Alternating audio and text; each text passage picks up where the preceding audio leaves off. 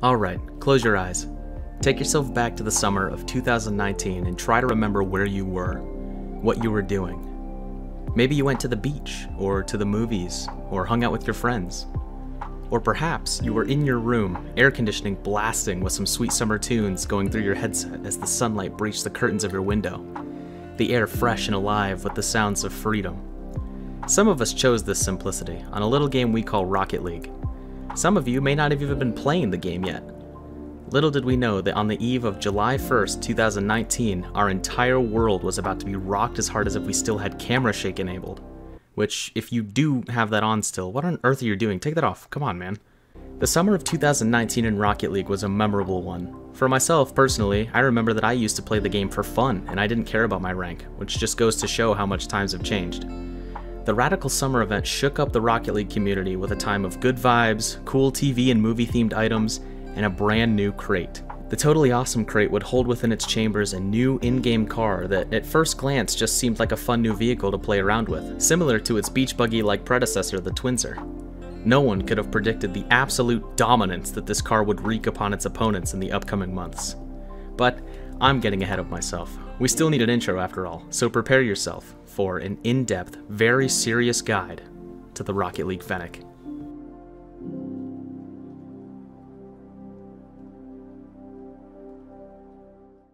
According to the Rocket League wiki and my own personal experiences during this summer event, the Fennec did not start off as a car that anyone particularly desired. For collectors, it was cool to have another item to receive and try to collect. And for casual players, we just thought, hey, it's cool. It kind of reminds me of my mom's old hatchback. Neat. Boasting the Octane hitbox, the car felt easy to use for those who are already used to playing with the Octane or other cars that contain the same hitbox. But there wasn't really anything that stood out about the car. It wasn't really flashy or interesting, and so the attention it received upon release was pretty dismal. That would all change in a matter of days, however, as the RLCS was about to take on the DreamHack Valencia event, and a certain French player made a decision that would shock the pro community and its fan base. Chaussette45, playing at the time for PSG, yes, that PSG, decided in a league filled with Octanes and Dominuses would choose the brand new Fennec as his car of choice on one of Rocket League's biggest stages. And my god, did he dominate. Oh. Mais comment? Pourquoi c'est aussi facile? Pourquoi c'est aussi facile? Pouvoir embarquer ce ballon avec lui vers le camp de cette équipe orange. Chaussette! Oh là là! Il est monstrueux! Justin va venir l'en empêcher. Attention, c'est peut-être pas terminé avec Chaussette. En deux temps! Oh! Chaussette! Chaussette! Pour bloquer les offensives de cette équipe orange. Garetti qui va rater son rôle. Bien attention, ça peut profiter. Est-ce qu'on peut faire peut-être une frappe ici avec Chaussette? La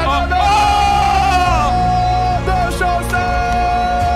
During the first day of the tournament, Chaussette and PSG would make it through the upper bracket with ease, moving on to the second day of play, where they beat Ground Zero but were swept by Vitality, sending them to the lower bracket. They would eventually escape the clutches of Dignitas and move on to Championship Day, where they beat C9, the Bricks, and found themselves in the finals against a hungry NRG team consisting of Fireburner, Garrett G, and Justin. PSG would end up winning the Grand Finals 4-2, closing the event and cementing themselves in the books as DreamHack victors. Your winners of DreamHack Valencia, PSG! But, Raika, why are you giving a crash course on DreamHack Valencia? What does that have to do with the Fennec? Well, you see, my child, due to Chaussette saucing up the field in the Fennec, the car began to skyrocket in popularity. More and more professional players began to use the Fennec after this event, which inevitably led to the main player base catching on and using the car themselves. So what gives? What makes the car so special? What's the difference between a Fennec and an Octane if they have the same hitbox? I asked a few content creators and pros their thoughts, and surprisingly, we actually got an answer this time, which is awesome. The first person I asked was RLCS analyst and streamer who definitely is not biased toward NRG, Dazarin, and he responded with this. Daz, for video, what makes the Fennec so good? Oh, this is for a video. I mean, let's look at it, right? Look at this. Look at this car. Look how sleek and smooth it is. With the MV decal, I mean, you hit everything perfectly. Look at this. This car is clean. Clean, efficient, powerful, right? Watch this. Watch this, right? Haven't used this car, right? Driving around. I'm going to sidewall. Instantly. Look at that. Look at that explosion of the ball when I touch it. Oh my goodness. It's like, that's amazing. I don't remember. Look at this. Clean, controlled, perfect touches. It's a nice square car. Octane's better though. But yeah, that's what I think of the Fennec. Look, I love Daz, but it's also important to point out that this man picked K-Dop in his top 5 for this upcoming RLCS event on a technicality. So do with that what you will. The reality of the Fennec is that while it does have the same hitbox as an Octane, it fills out that hitbox much more than the Octane does, allowing you to feel more in control of your touches and movement.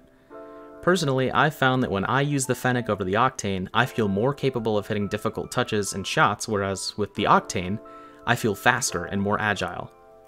I imagine this is mostly due to the amount of area that the car takes up on the screen in comparison to the area it fills out in the hitbox. The fact that they're so similar makes the transition between the cars virtually seamless, yet the feel of the cars in the game can be a stark contrast. All that being said, we've been way too serious for a while, so it's time to take a look at the anatomy of a Fennec. That's right, we're back. The body of the Fennec is created out of a 3D printer with aluminum, making for a lightweight and aerodynamic feel when driving the car. This allows the driver to make sharp turns and change flight course with ease, making for some of the finest goals we've ever seen. While the wheels are obviously interchangeable, the axles of the car are manufactured with stainless steel and rubber springs, which can assist the car in landing carefully and maintaining the power we see in the Fennec's shooting. The Fennec features 2 large self-sealing boost tanks, which allow for consistent flight capability and maximum speed. The Fennec also contains a small spoiler which can assist it by making the small movements necessary for a clean aerial redirect. The Fennec is also incredibly durable. Even the strongest of bumps barely dissuade the car from hitting its target. Slap some white paint here and now the car is worth roughly 1,200 credits, which if you're a grad student like myself equates to buying a replacement kidney in price. If you're wondering why I have a white Fennec, look no further than my medical records. And the fact that it was in the shop that one time, that was cool. Since Daz was gracious enough to lend an opinion for this video, I'll also include a secret hack that will make the Fennec even better. If you head over to the esports store and purchase the NRG Fennec decal for 300 esports credits, barring you have $5 to spare, the car becomes 4% more capable of hitting those cracked plays that you're barely missing. Just think, that 4% may be all you need to reach Plat 3. You got this. Also, since I don't have a creator code yet, make sure to use code DAZZERIN in the item shop if you decide to spend money on the game this holiday season. Who knows, maybe a new Fennec will drop in the store this month. He's a great guy, a fantastic caster, and definitely not biased in any way. Thanks again, Daz. Alright, back to the video. While the hitbox and the anatomy make for a large part of the Fennec's success in the Rocket League community, we need to analyze the core details as to why it's so popular, or in some cases, unpopular. The Fennec's introduction into the RL community was met with applause and wonder at the spectacular clips that it could generate. More and more players began to make the switch, and found themselves at the mercy of the Fennec's raw power. In recent years, however, the Fennec and its users have gained a bit of a bad reputation in the Rocket League community, for some reason. The stereotype states that the Fennec generates toxicity in players the likes of which we've never seen before. Maybe it's due to its users seeing pros compete with the car and feel that simply equipping it is supposed to take them from Diamond 2 to SSL. However, I think there's something more sinister at play. After some digging through Reddit for discussions based around the Fennec versus the Octane, the majority of which ended up looking something like this, I began to suspect that a dark force was possessing the body of the Fennec, causing players to lash out at anyone near them for the smallest of mistakes, whether it be opponents or teammates.